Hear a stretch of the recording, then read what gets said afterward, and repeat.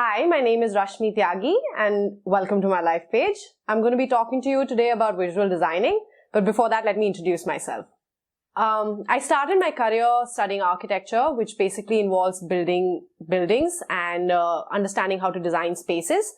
And it's mostly like playing with Legos, but only on a larger scale. And I shifted very quickly into graphic design and illustration, which is what I do now.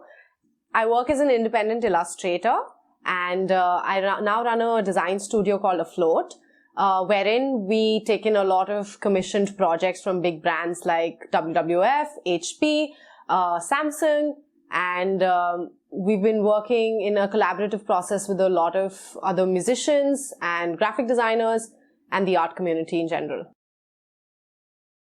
Visual design is the art of making something look beautiful.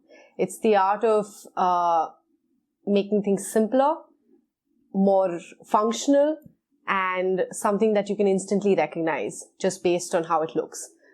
For example, remember the Amul girl from the butter that you eat in the morning?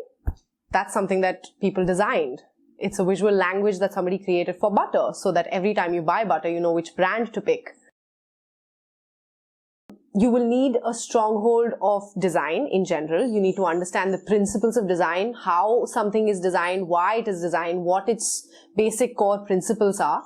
For example, you could study graphic design, or you could study industrial design, or you could study product design, and the basic values of design education will still remain the same. For example, I studied architecture, and my core basic design values are the same as somebody who studied graphic design, which is why I can turn into any specialization within the field. You need to know what looks good, which is you need to have a very, very strong understanding of good aesthetic from bad aesthetic. This is called your aesthetic sense. This is your aesthetic value base, right? So you can judge a poster looking at it and saying, okay, I don't like the space, the way it's laid out, probably the colors or how it's shaped, right? So you need to be able to look at something and judge it aesthetically. I think one of the biggest ones is creative satisfaction. You get to do what your soul really wants to do. It digs in deep into why you want to draw, and you get up and you create something fascinating and you're satisfied with it. And it doesn't matter how much money you make or how you're surviving, you're deeply, deeply satisfied. You need to be very sure of is that your work is spread out evenly, because what happens is sometimes you get work, sometimes you don't. And you need to even it out. You need to have a rainy day account where you can save up enough money so that the months that you're not getting any work, you have this, right?